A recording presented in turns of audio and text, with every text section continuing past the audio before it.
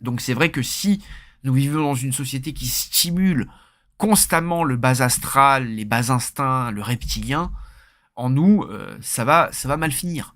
Voilà, ça va mal finir si d'autant plus on s'éloigne du Christ quand on voit la multiplication des pratiques occultes aussi, hein. Donc tous les gens qui allument des bougies, qui pratiquent des choses douteuses en termes de rituels, qui ritualisent et qui amènent de l'obsession dans cette ritualité, tout le temps tirer les cartes, tout le temps faire son thème astral, tout le temps, vous voyez, ça c'est pas bon. C'est au bout d'un moment, il faut savoir se dissocier un peu, être moins paumé dans la vie et naviguer seul. Justement, les astres sont là pour nous aider, pour nous valider, pour nous confirmer quelque chose, pour nous empêcher justement de prendre une mauvaise décision à la va-vite, pour accepter ou mieux comprendre quand on a des injustices du sort. Voilà, là, c'est l'utiliser positivement, c'est un complément à la spiritualité. Mais s'il y a une outrance de ça, avec de l'utilisation de drogue qui détruit le cerveau humain, le tissu des neurones, vous avez des mecs qui sont possédés. Vous retrouvez des mecs qui sortent des couteaux, des katanas, qui... Enfin, que font ces gars, quoi? C'est quoi leur projet de vie, quoi?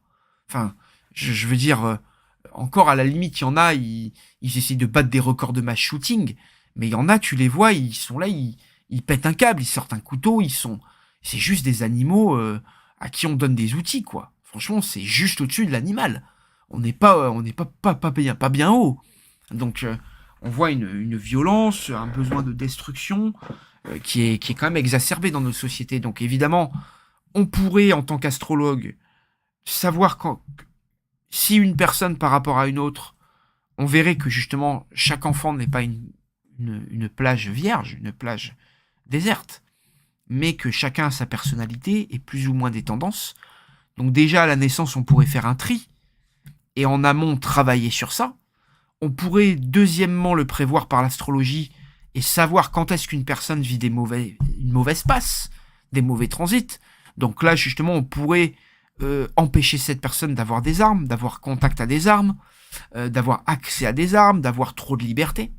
On pourrait justement, accompagner, assister cette personne pour qu'elle soit plus suivie et donc moins enclin à faire de la violence et à faire du chaos autour d'elle. Et évidemment, on pourrait, dans un troisième temps, même savoir quel type de personnes peuvent lui déplaire.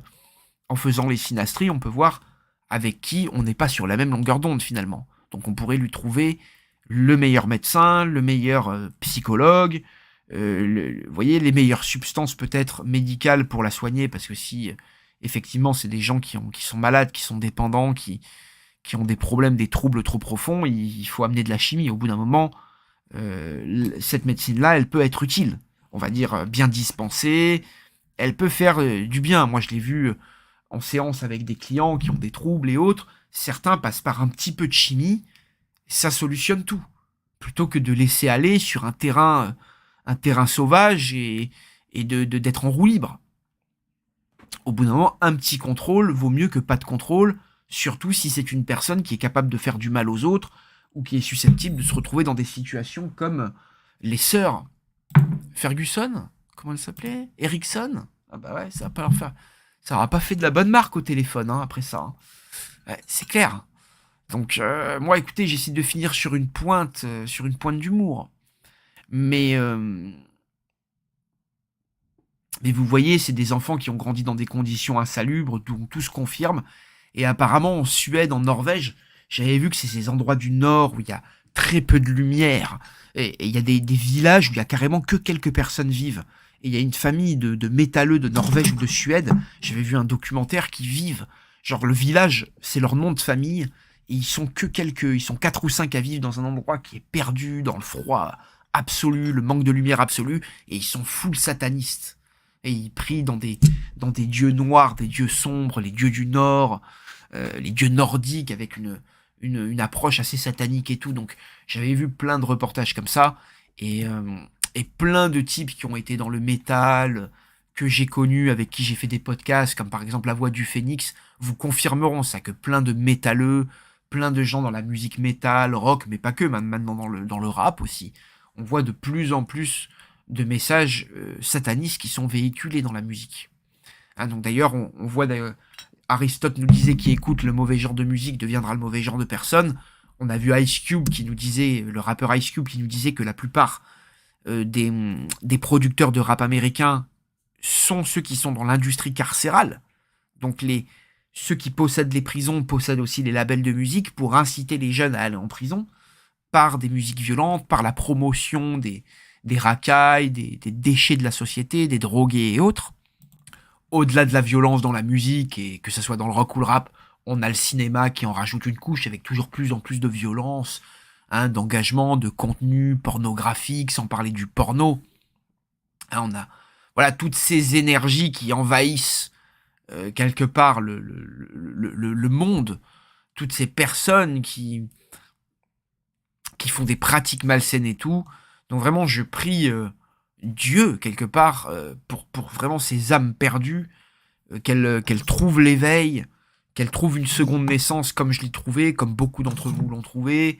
Je prie pour vous, justement, que si réveil noir il y a entre 2025-26 et entre ces années 2030 et quelques, entre ces difficiles tensions de Saturne-Neptune et Saturne-Pluton qui arrivent, si réveil noir il y a, si nous basculons dans une démence mondiale et une perte de l'esprit, je vous souhaite bonne chance. Maintenant, je ne le pense pas. Je pense toutefois quand même que cette période, ces 20 années qui s'étalent devant nous, sont encourageantes, qu'on va peut-être passer par des courtes périodes délicates, mais qu'au final, c'est le triomphe de l'esprit. Je crois, malgré tout, au triomphe de l'âme, de l'esprit, de Dieu, du Christ donc, et de l'esprit, du Saint-Esprit qui nous fait réaliser ce qu'est la vie, qui nous fait avoir de la compassion les autres, qui nous fait justement, qui a toujours tendance à vouloir nous élever. Je pense que notre esprit, notre âme, ce qui est à l'intérieur de nous, cette force divine qui est à l'intérieur de nous, c'est un peu comme un ballon qu'on fout au fond de l'eau, quoi. Quoi qu'il arrive, il remonte toujours. Et on est un peu comme ça, vous voyez, l'esprit, pour moi, la vie, c'est ça. C'est un peu ce ballon, vous voyez, c'est l'énergie de la vie, c'est ce ballon plein d'air que vous foutez au fond de l'eau, et vous avez beau le plaquer de toutes vos forces au fond de l'océan, dès que vous le lâchez, paf, il remonte d'un coup. Et c'est ça qui est beau. Et ouais, c'est cette ascension que les gens ont besoin de faire. Et j'ose espérer, avec Pluton en Verseau, qu'on va être capable, justement, qu'on va, en passant par le pire, de faire une vraie ascension, parce que vraiment, on évolue mondialement, au niveau des technologies, il y a quand même une avancée qui peut se faire, et on peut être drivé quand même vers de nouveaux sommets. J'y crois sincèrement, je le souhaite, mais je vois également, et là c'est du très concret, parce que c'est vrai que je pars dans mes croyances, j'avoue que j'ai un petit peu un côté utopiste, on peut ranger pour les violons momentanément, mais malgré ce côté utopiste, il n'en reste pas moins des faits. Donc pour l'instant, ces personnes ne sont pas majoritaires, ou ne sont pas encore assez nombreuses pour pouvoir créer de partout des déséquilibres. Toutefois, prudence. On a vu justement que ces événements existent. Donc je vous invite à vous renseigner sur cette affaire, de voir justement autour de vous ce qui se passe, d'observer les comportements de vos proches, de vos familles, et vous verrez de plus en plus qu'il y a des familles divisées, des amis qui s'en vont. Voilà, et ça vous le voyez autour de vous, vous le voyez dans vos cercles, surtout si vous vivez dans des sociétés occidentales, notamment comme la France. Beaucoup de vous qui ont quitté ce pays d'ailleurs, beaucoup d'entre vous ont quitté la France et n'y reviennent pas et ne veulent pas y revenir. Mais vous le voyez également, je pense que si vous vivez au Canada, donc vous le voyez vraiment autour de vous. Donc regardez aussi par rapport à l'infidélité aussi, on parlait du porno, il y a 3 millions de couples qui sont infidèles en France. Donc c'est quand même un lot énorme de gens qui se font du mal, qui font du mal aux gens qui sont censés aimer. Donc je vous en prie, vraiment, retournez à vos familles, des gens vous aiment autour de vous. Vraiment, réconciliez-vous, faites la paix, aimez-vous un peu les uns les autres, qui est quand même le message du Christ. Et évidemment, prions pour nos ennemis, prions pour les gens égarés. Mais s'ils viennent avec un couteau dans la main pour essayer de nous égorger, je vous le dis clairement, moi, pas de cadeau. Moi, j'envoie même un message à Emmanuel Macron qui est très clair. Calme tes singes et tes soldats de la bête de l'événement. Parce que moi, s'il y en a un qui vient s'attaquer à moi et ma famille, je le dézingue. Je le bousille, ton singe. Donc je te le dis. Et après, je vais passer sur CNews. Donc faudra pas pleurer. Donc vraiment, message sérieux. On est là, on prie, mais ça ne nous empêchera pas de te fumer si tu viens essayer de me fumer. C'est clair, le message est dit. Voilà, on sera sans pitié avec les soldats de Satan, c'est certain.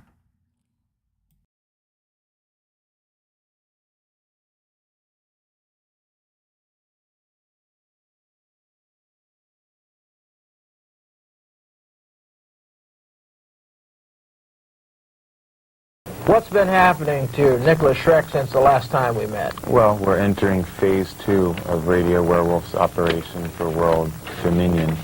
And what we're waging is a cultural war right now on every front, in music, in literature, utilizing the media against itself. What we're trying to do is bring back a resurgence of the Western European tradition that has been all but lost in the world. And we're using music because that's the instrument that young people respond to right now. We're doing propaganda directly to awaken the wolf in man, because the wolf is a symbol of Western European power and fury, and that's why we use the werewolf imagery. Your music is getting more into the political... Well, our music, well, I wouldn't say political, because we transcend politics. Politics is merely the puppet show of human beings, and we transcend that. But we are interested in the control of human beings for our own purposes. You have a symbol on your left arm here. Could you sort of scoot over? What is this? This is the 13th rune in the ancient runic alphabet of the Norse people, and it represents Yggdrasil, the tree of life. And this is the meeting point between life and death. Is that the tree that Odin was supposed to have been crucified on? Exactly, and it's the tree that symbolically supports the universe. And the wolf's angle symbol we use as the symbol for the Abraxas Foundation, which is sort of a Thule society for the 90s. In the words of my collaborator Boyd Rice, it's a fascist occult think tank. And what we're doing is coming up with new strategies and techniques to bring this cultural renaissance into the future, into the 90s. I notice you have a wolf's ring on your finger there. Well, as I've explained, the wolf has always been a particularly Western European image, and the wolf represents the beast in man.